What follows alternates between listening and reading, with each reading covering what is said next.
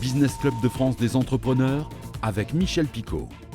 Bienvenue dans le Business Club de France des entrepreneurs, le magazine qui fait bouger notre pays et nos territoires grâce à vous, entrepreneurs. Tout de suite, l'actualité. Basé dans le Gard, DMS Group, spécialisé dans l'imagerie médicale mobile de haute performance, a été retenu par le gouvernement ukrainien pour 120 mobiles de radiologie d'urgence d'un montant de 11 millions d'euros sur 12 mois. Les premières livraisons sont attendues pour le deuxième ou le troisième trimestre 2025. Cette commande bénéficie d'un financement par le Fonds pour la résilience économique pour l'Ukraine, mis en place par la France et doté de 200 millions d'euros pour financer des projets d'urgence dans ce pays. Le président américain Donald Trump a annoncé que l'entreprise marseillaise CMA CGM, numéro 3 mondial dans le secteur des porte-conteneurs, allait investir 20 milliards de dollars pour développer ses activités outre-Atlantique. Selon le président américain, cet investissement permettra de créer environ 10 000 nouveaux emplois aux États-Unis. Toutefois, le PDG de CMA CGM, Rodolphe Saadé, dit: je ne suis pas en faveur de barrières douanières parce qu'il n'y a rien de pire pour le libre-échange que d'imposer des tarifs douaniers entre différents pays. Une fois qu'on a dit ça, si les décisions sont prises, on s'adaptera, dit-il, sans plus de précision. Certains la présentent comme la plus belle fonderie d'Europe. Nous sommes en Haute-Marne pour découvrir ou redécouvrir Hachette et Drio, qui a trouvé un repreneur français après de longs mois d'incertitude. Placée en redressement judiciaire depuis la fin de l'année 2024, l'entreprise peut désormais envisager un avenir plus serein. Elle a été rachetée par le groupe ACI, permettant ainsi de sauver 270 emplois. Un reportage de Puissance TV. L'État a décidé d'en faire un exemple de reconversion industrielle. Installés depuis plus de 150 ans sur le territoire, les aciéries Hachette et Drio sont emblématiques du savoir-faire industriel haut-marnais.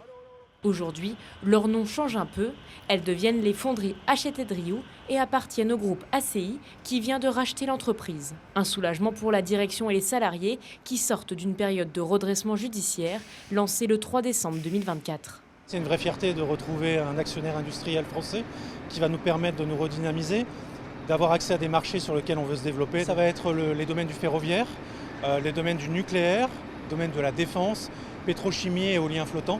Donc c'est vraiment les marchés porteurs et les marchés de demain où on veut vraiment chercher à se développer, bien sûr en gardant nos clients historiques dans le mining et dans tout ce qui est énergie. Pour la direction, cette reprise crée une dynamique et un nouvel élan. Le savoir-faire historique sera préservé, ainsi que les 270 emplois. C'est une des plus belles fonderies d'Europe, donc elle peut être rachetée, et il ne faut pas qu'elle soit rachetée par n'importe qui. Et également parce qu'il y a 272 familles qui sont derrière. Donc on a eu une seule obsession, c'est sauver l'emploi. Pour ACI Group, le repreneur, cette fonderie est stratégique. La capacité de production de l'entreprise est de 11 000 tonnes par an, grâce à 3 lignes construites entre 2009 et 2014. Hachette et Drio produit des pièces de 50 à 10 000 kg. Aujourd'hui, on a des besoins sur cette filière, nous on les connaît, donc on a une capacité d'attractivité d'investissement qui fera que ça sera une fonderie d'avenir. On est sur 5 ans pour arriver à faire un outil industriel comme celui-ci, un des fleurons de l'industrie française. La sidérurgie fait partie intégrante de l'histoire et de l'actualité industrielle de la Haute-Marne. C'est un savoir-faire, presque un ADN. Alors quand une entreprise est en difficulté, tous les acteurs du territoire s'associent. Hachette et Drio devient alors un exemple. La Haute-Marne n'est pas en déclin. La Haute-Marne en fait fait œuvre de résilience. Et aujourd'hui effectivement sur l'industrie, on traverse une période qui n'est pas simple. Aujourd'hui pas de perspective.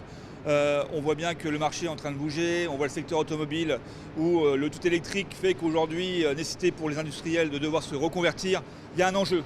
Mais je garde la foi parce qu'encore une fois, ce sont des hommes et des femmes qui connaissent ce métier-là, qui font la Haute-Marne et ils sauront s'adapter. Hachette et Drio entame donc une nouvelle page de son histoire avec l'ambition de redevenir un acteur incontournable de l'industrie française. Entre héritage et modernisation, la fonderie haut-marnaise mise sur son savoir-faire pour se réinventer. Dans l'Aube, Nigloland a déjà enregistré des réservations pour la saison 2025 qui débute le 4 avril prochain.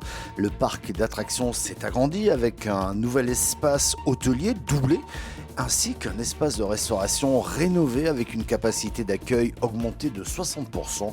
Un reportage de Canal 32. Avec 750 000 visiteurs enregistrés l'an dernier, la fréquentation de Nigloland poursuit sa progression. Pour accompagner cette croissance, le parc dévoile cette année un espace hôtelier entièrement repensé. Le nombre de lits double, passant de 120 à 240, tandis que la capacité du restaurant est étendue de 145 à 400 places assises. Si on augmente le nombre de lits, on doit augmenter le nombre de couverts pour les petits déjeuners, les dîners, donc c'était une suite logique. Et c'est des visiteurs qui cherchent parfois des séjours, on va dire, un peu plus premium, d'où notre choix d'avoir construit des cabanes. En 2027, on met un roller coaster qui devrait booster la fréquentation de Nigloland. Et c'est à ce moment-là, en 2027, qu'on décidera en quelle année on investira dans un nouvel hôtel, un peu plus populaire. Concernant l'espace de restauration, le principe du buffet est maintenu, mais les menus sont renouvelés. La salle unique laisse désormais place à plusieurs espaces, chacun doté d'une ambiance spécifique autour d'un patio. Les travaux sont réalisés durant les 5 mois de fermeture annuelle. Désormais, moi, je veux que la patte Nigloland des attractions arrive jusqu'à la chambre d'hôtel des visiteurs. C'est un record en fait de faire ça en aussi peu de temps et on n'a pas le choix puisque le 4 avril à l'ouverture le vendredi, les tables sont déjà réservées, les chambres sont déjà vendues. Autre nouveauté, 20 cabanes sont en cours d'aménagement. Ces hébergements nommés Cabayana, conçus pour accueillir de 2 à 6 personnes, s'intègrent dans un cadre paysager avec cours d'eau et espaces arborés, répondant ainsi à la demande de dépaysement. C'est pour répondre à une demande de visiteurs qui ont un peu plus les moyens ou qui veulent mettre plus de moyens dans une expérience pour un court séjour. On a beaucoup d'urbains qui viennent, on va leur donner des kilomètres de pâturage et de forêt et de vallées magnifiques. C'est la signature de Nigloland depuis 1987. Tous les visiteurs, première chose qu'ils retiennent, cette ambiance naturelle de paysages magnifiques. D'un coût estimé à près de 12 millions d'euros, cette extension de l'offre hôtelière devrait permettre la création de 40 nouveaux emplois. Nigloland privilégie les entreprises locales pour la réalisation des travaux. Autre signe distinctif, chaque détail compte pour proposer une expérience unique. Ici, même les climatisations sont soigneusement intégrées dans les décors. Des compagnons, des gens qui ont participé par exemple à Notre-Dame à Paris. Il y a des forgerons. Les éclairages qu'on met dehors, c'est fait pam à la main, ça ne se fait quasiment plus. Et le rendu est fantastique. Mais parfois, les visiteurs ne se doutent même pas de ce qui se passe dans les backstage. Nigloland continue de recruter. Le site emploie 350 personnes en haute saison. Et le parc ambitionne d'atteindre le million de visiteurs d'ici 2030. Et bienvenue dans le Business Club de France des agriculteurs. Et nous retournons au Salon de l'Agriculture, le palmarès des producteurs et des éleveurs sartois mis à l'honneur, des médailles et des prix. Et quelles retombées économiques ensuite? Quelles sont ces retombées? Eh bien, c'est un reportage de Alexandre Ferrer de LMTV.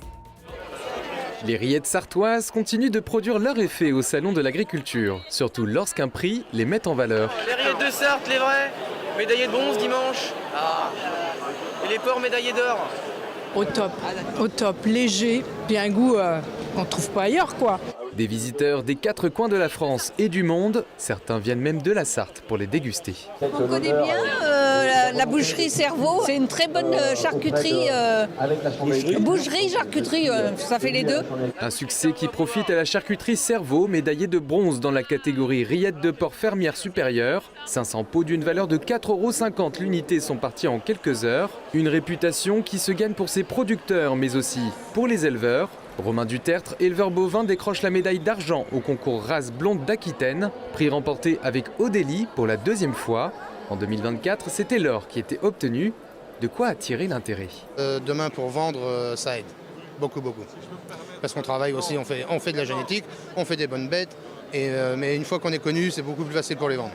Pour Wouter de Praté et sa fille Amélia, 3e au concours race blanc-bleu avec Ushuaïa, des commandes ont été réalisées. Ça m'a permis de rencontrer d'autres éleveurs, faire des échanges et aussi commercialement parlant, on va dire, ça m'a donné des ouvertures pour vendre quelques embryons, vendre des filles, des fils, des bêtes que j'ai emmenées à Paris. Donc ça permet de valoriser un peu la génétique, donc c'est intéressant quand même de le faire. Une blanc-bleu en valeur bouchère coûterait environ 3 500 €. Avec une valorisation génétique, grâce au prix du salon par exemple, 1 000 € peuvent être ajoutés, soit environ 4 500 €.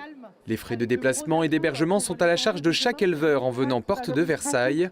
Seule une aide de 150 € est proposée par le conseil départemental depuis 2019. Dans les Vosges, on veut défendre encore plus le bio. Le collectif Forum Bio s'est rassemblé il y a quelques jours pour défendre la filière bio comme une alternative, finalement, à l'agriculture conventionnelle. Un reportage de Vosges TV. Des œufs frais et bio qui proviennent du GAEC du Fin, la Biche, au Toli et qui ont rejoint les autres produits en vente à la boutique des Jardins de Cocagne à Thaon-les-Vosges. Les jardins qui recevaient la visite ce lundi du collectif Forum Bio, qui rassemble des citoyens, des représentants d'associations, des agriculteurs, des entrepreneurs qui se sont unis, car ensemble on est plus fort pour faire vivre une filière qui rencontre depuis quelques années pas mal de problèmes. En période Covid, ça a très bien marché.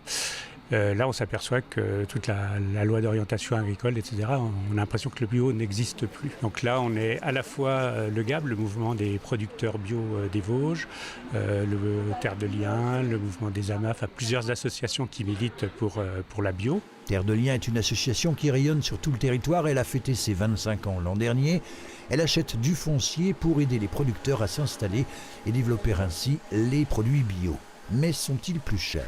Quand on achète en produit local, quand on est en AMAP, qu'on consomme avec son producteur local, on s'aperçoit que le bio ne coûte pas cher.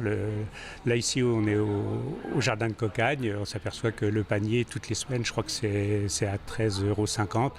C'est tout à fait accessible, on a des légumes de saison et bio. Gwenaëlle est maraîchère depuis 5 ans. Elle n'a par contre aucun problème pour écouler ses produits. J'ai beaucoup de clients, je produis limite pas assez pour les clients. Et par contre, ce qui me gêne, c'est on pense que le bio ne suffira pas à être une alternative en tout cas. Et ce genre de collectif aide pour moi à donner de la crédibilité au bio. Pour se faire entendre, le Forum Bio participe à diverses animations. Ses membres seront par exemple présents à la grande fête du bio à Relanges en avril prochain. Ils sensibilisent également régulièrement les élus et pour plusieurs ont signé l'appel de Lorient pour faire appliquer la loi Egalim dans la restauration collective. Dans le département, les surfaces bio représenteraient environ 28 000 hectares, soit 12 % de la surface agricole globale pour 380 fermes engagées. Merci de nous avoir suivis. Cette émission est disponible en replay vidéo sur le site internet de votre télévision locale ou sur celui de l'émission. Vous pouvez également l'écouter en podcast, en audio podcast sur toutes les bonnes plateformes et bien sûr sur quelques radios un peu partout en France. On se retrouve la semaine prochaine.